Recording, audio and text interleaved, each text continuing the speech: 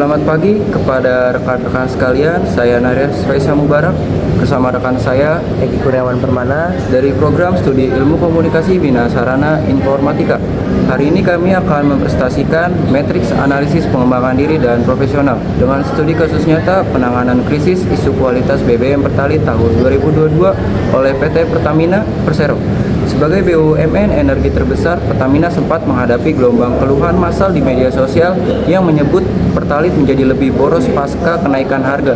Mari kita bedah respon Pertamina melalui dua domain utama. Domain pertama, self-owners dan personal branding, kami beri skor 75%. Pertamina sadar posisinya sebagai BUMN strategis, namun branding pelayan rakyatnya sering terbentur birokrasi yang kaku saat krisis. SWOT-nya di sini kekuatannya ada pada dominasi merek kelemahannya. Respon awal terkesan defensif, peluangnya adalah memanfaatkan platform digital. Namun ancamannya adalah hilangnya terus jika kualitas lapangan tidak selaras dengan janji. Musbidon and contoh, Pertamina harus menyelaraskan brand promise lewat aksi nyata seperti kampanye Pertamina mendengar, bukan sekedar rilis normatif saat isu boros mencuat. Domain kedua, emotional intelligence, mendapat skor 70%. Juru bicara mampu tenang, tetapi kurang menunjukkan empati atas tekanan ekonomi masyarakat di awal krisis. SWT, tim tidak emosional saat diserang kekuatan, namun pendekatannya terlalu logis kalkulatif. Kelemahan, peluangnya ada pada pelatihan garda terdepan, sementara ancamannya adalah eskalasi boikot jika dinilai abai. Musbidon and contoh, ketika publik panik jangan langsung disuguhkan data hitungan ilmiah. Pertamina wajib melatih EKI krisis agar komunikator memvalidasi kecemasan konsumen terlebih dahulu. Selanjutnya analisis akan diteruskan oleh rekan saya Eki. Terima kasih Nares, saya akan melanjutkan ke domain ketiga, yaitu etiket dan profesionalisme dengan skor 85%. Pertamina sangat profesional karena tidak menyalahkan pihak lain dan langsung menggandeng lembaga independen Lemigas untuk menguji sampel BBM. SWOT-nya kepatuhan SOP teknisnya tinggi, kekuatan. Namun birokrasi membuat rilis hari pertama lambat.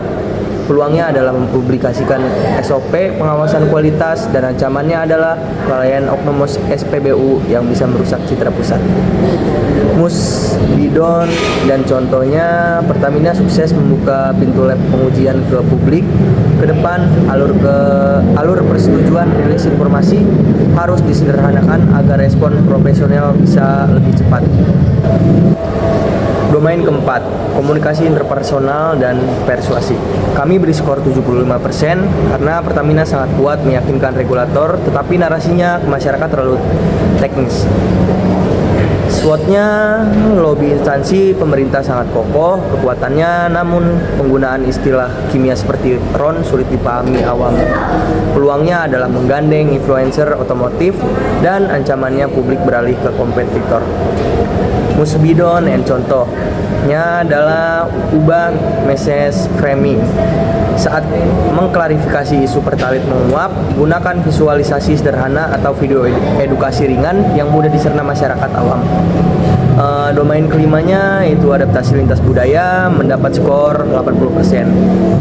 Infrastrukturnya Pertamina ada di seluruh Indonesia, tetapi gaya komunikasinya sering SWOT-nya kehadiran unit regional sangat merata, tetapi desentralisasi komunikasi krisis masih kurang. Peluangnya adalah memperdayakan pimpinan regional dan ancamannya terjadi bias budaya karena bahasa pusat terlalu kaku. Musbidon dan contohnya adalah memberikan otonomi bersyarat dan pelatihan komunikasi berbasis kultural kepada general manager daerah agar pendekatan edukasi BBM sesuai karakter budaya lokal setempat. Terakhir, domain manajemen reputasi dan citra, kami beri skor 80% karena Pertamina berhasil melakukan pemulihan reputasi melalui transparansi data ilmiah di akhir krisis. SWOT-nya, hubungan dengan media nasional sangat baik, namun awalnya terlalu satu arah. Peluangnya adalah membuat dashboard kualitas real time dan ancamannya jejak digital negatif yang bisa digoreng kembali. Musbidon dan contohnya sukses meredam sentimen negatif lewat konferensi pers bersama Lemigas. Harus dilanjutkan secara proaktif. Pertamina wajib membangun krisis center virtual dan rutin mengedukasi publik sebelum krisis baru muncul. Sebagai kesimpulan, penanganan krisis PT Pertamina Persero membuktikan kekuatan aspek teknis dan profesionalisme yang luar biasa. Namun, tantangan terbesar adalah mengubah pola komunikasi dari yang semula kaku atau engineering centric menjadi lebih human centric dan berempati. Rekomendasi utama kami adalah memperkuat kecerdasan emosional organisasi dan menyederhanakan bahasa pesan agar publik merasa didengar. Demikian presentasi dari kelompok kami. Terima kasih atas perhatiannya. Mohon maaf atas segala kekurangan. Selamat pagi dan salam sejahtera.